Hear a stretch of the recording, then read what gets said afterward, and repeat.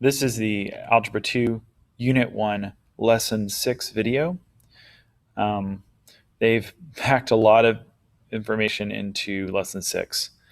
Um, again, this entire unit is intended to be a review of material that is covered in Algebra 1. So my focus is going to be really to get us through this material because we'll have more time when we get to those individual units in Algebra 2 to kind of get more in depth.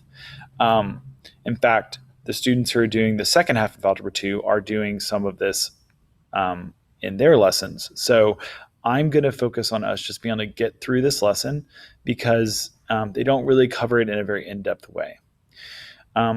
So quadratic equations. So quadratic equations are equations where there is an x squared in the equation. So let me show you what I mean by that. Up to this point, we've been dealing with linear functions, right? Linear functions look like this. And we graphed some of those in the last lesson. So that's going to be a linear function. Whereas a quadratic function is a function where you have x having more than just one degree. When I say degree, I mean you have something like this. 2x squared minus 3x plus 1 or whatever. So this is what a quadratic function looks like. And the key to being quadratic is the fact that you have that x squared somewhere in there. So what that does is it means that there are actually going to be two solutions in most cases for quadratic functions, whereas in linear functions, there's only one number that works for x. In a quadratic function, because of this squared, it means there are going to be two solutions for x. And so we're often going to be looking for two different numbers that both will satisfy this equation, meaning I could plug them in and it would work out correctly. So that's basically the difference between linear and quadratic functions.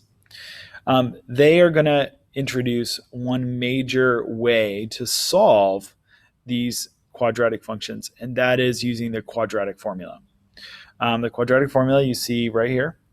I will post a picture of the formula for you, but we really aren't going to rely on the quadratic formula to solve the equations that we're working with. We are going to rely on the graphs, and that's partially because we're going to really focus on graphing as a major method in all of Algebra 2. And so I want us to continue to get used to using, especially using the Desmos system to graph the solutions. Now, there are some things we are going to have to do here, but I'm going to try to just do a brief overview of some of the terms that they give. The first kind of big concept that they cover here that you need to know about is what's called the zero product property. And this is kind of maybe the thing that is most important when it comes to factoring. And you may or may not remember what factoring is or how it's done, but I'm going to try to kind of give us an overview here. So when you have a number or group of numbers, let's say I told you I have three numbers and I'm going to multiply A, B, and C together, and I'm telling you the answer is 0. Okay, now you don't know anything about these numbers. The only piece of information you know is that when I multiply them together, I get 0. So the zero product property is the property that tells us exactly what we do know about A, B, and C, or what we might know. Because there's actually only one way in math to get 0 by multiplying, and that is either A is 0, B is 0, or C is 0. There's no other way to multiply numbers together to make 0 unless one of them is 0. So no matter what, for instance, if A is 0, B is 37, and C is 82, it doesn't matter. I know automatically the answer is 0 because a is equal to 0. So in these cases, I know one of the three has to be 0. It could be more than one, but I know at least one of them is 0. And that is what the zero product property is. It says the only way to multiply to make 0 is if there is at least one number in that is equal to 0. So how does this apply to quadratic functions? Well, quadratic functions like squared plus 5x plus 6. What if I told you this was equal to 0? Well, these numbers are not being multiplied because we know when they multiply to make 0, we have something, we know something about it. Unfortunately, we don't have a similar rule when we're just adding numbers together. So this poses a little bit of a dilemma. I can't really use this information about this equaling 0 right now. But what if I could find some way to transform this into a multiplication problem? That would be really useful because then I could know something about these two things. And actually, factoring is how we do that. So we're going to factor. This is not intended to be me teaching you factoring. Hopefully when I do this, you will remember. We will cover factoring more in depth later on. So let me just do this. And if you're like lost, it's okay. But I want you to understand the concept. So I'm going to make this into a multiplication problem. The way I do it is I look at this 6 and I say, what numbers multiply to make 6? 6 and 1, 3 and 2. And then I ask the question, which of these will add or subtract to make 5? Well, actually, they both will. 6 and 1, 6 minus 1 will make 5.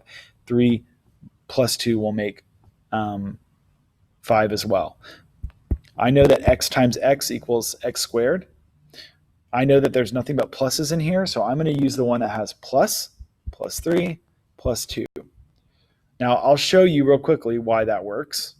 And that's because if I FOIL, if you remember, FOIL is when I multiply all these numbers together. If I FOIL, I'll get back to the original problem. But I'm not going to do that right now. We're going to focus on what we're learning right now, which is the zero product property. So based on the zero product property, I know that one of two things is true. If these two numbers, these two things multiply to make 0, either, if you remember, either this, or this has to be 0. In my case, I only have 2. I have x plus 3 and x plus 2. So either x plus 3 equals 0 or x plus 2 equals 0. And then I have these little basic math algebra equations. I'm going to subtract 3, and I get x equals negative 3. I'm going to subtract 2. I get x equals negative 2. And so one of these two things has to be true. Either x is equal to negative 3 or x is equal to negative 2. Those will both make this entire thing right here 0.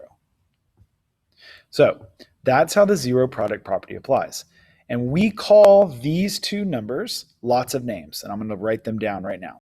We call them solutions, zeros. You can understand that because we just talked about how they function as zeros. Roots, talk about what that means. Intercepts. All these names are names for what we just found. Now, what does this look like on a graph? Because this is kind of how we're going to focus. So let's go back to this beginning and let's graph this equation on the Desmos. X squared plus 5x plus 6. All right, here we go. X squared plus 5x plus 6. All right, let's zoom in a little bit. Look at this. I'll highlight those 2 points because you will notice those two numbers are the two numbers that we found here, negative 3 and negative 2. So when I found those numbers mathematically, I was finding the solution, zeros, roots, or intercepts, whatever name you want to use, which are also known as these numbers right here that are where the x-axis crosses the graph of this function. So these points are key points in this graph. And of course, we have the vertex down here, which we're not interested in right now. But these two numbers are the roots or the intercepts or whatever name you want to choose. Okay, so that's what they're wanting us to do. But they give us almost too much information in this lesson. So I wanted to focus on the zero product property and understanding what that is. And then I'm going to talk through how you're going to solve the problems in this lesson. Obviously, number 1 through 5 are vocabulary, so go and do that yourself. Then it comes to number 6, solve the equation. I just showed you how to solve the equation. If you type this into the Desmos graph, like I did this value, this equation, and you highlight those points where the line crosses the x-axis, then those are the solutions to the graph. So all you have to do is type your equation from here into Desmos and look for the places where the line crosses the x-axis. That's all you got to do on that one. And that's why I wanted to show you the graphing. It's very simple, a lot easier than doing factoring. Discriminant. Now, this is the one part of this lesson that I'm going to just walk you through this. There's only one question about this, and they don't do a good job of explaining it in the lesson. So I'm going to do a discriminant problem. Number 7, I'm going to do this. So there is a formula for this thing called the discriminant. Okay, the formula for the discriminant is the following: b squared minus 4ac. And you should know that is part of the quadratic formula, which is this big long thing. It's what's inside the square root. But the discriminant will tell us something about the roots and solutions of this equation. So we're going to go and do it. And you should remember A, B, and C are coming from here. A, B, and C are coming from here. So I'm going to take those numbers and I'm going to put them into this equation. So B is 7 squared minus 4. A is 2. C is negative 4. We're going to continue working this out. 7 squared is 49. 4 times 2 times negative 4. We're going to do that real quick in the calculator. Let's go to our Desmos. Oh, I don't have it, but I'll just do it. The 4 times 4 is 16, 32. So negative and negative make positive 32. 49 plus 32 is 81. So this is the discriminant. What does the discriminant tell us? I will post this information in the notes page, but the discriminant tells me one of 3 things are possible. Either, let's go ahead and choose our discriminant. It's E, 81. What does it tell me about the number of roots? Here's what it tells you. If the discriminant is positive, there are 2 solutions.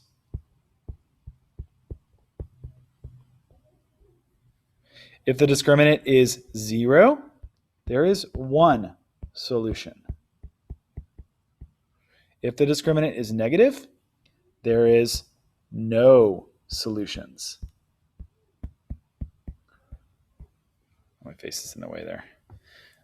So that is what you need to know. And I will post a summary of that, a little help for that in the video description. So we have a positive discriminant, which means we have 2 solutions. Where is that? 2, B. What are the solutions? You already know how to do that. You're going to take the equation and you're going to go over to Desmos and you're going to look for the the x-intercepts, not the y-intercepts, the x-intercepts. So I'm going to leave you to that to find the solutions. Solve the inequality. This one is very similar. I want you to take this equation right here and put it in Desmos. Let me show you an example. If I were to take an inequality like the one you see there. X squared minus 6x plus 8 is less than 0. Let me go back over here and go down. You'll notice what happens is you get a shading that is vertical.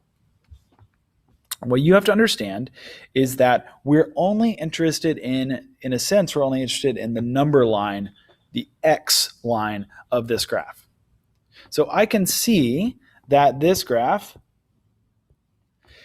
has points where it changes from shading to not shading at 2 and 4.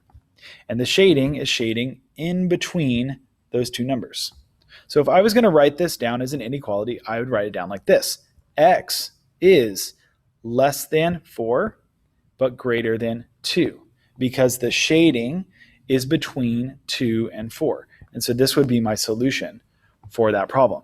So you're going to graph what you see in number 8, and then you are going to find one of these that matches the number line portion of this graph, just the x-axis. If you have trouble with that, let me know. I'll post at least one more example like what you see here. I'm going to take a screenshot of this right now so everybody can see it real quick. Let's do that. And I'll post that on the video on the notes page. But that is it for lesson 6.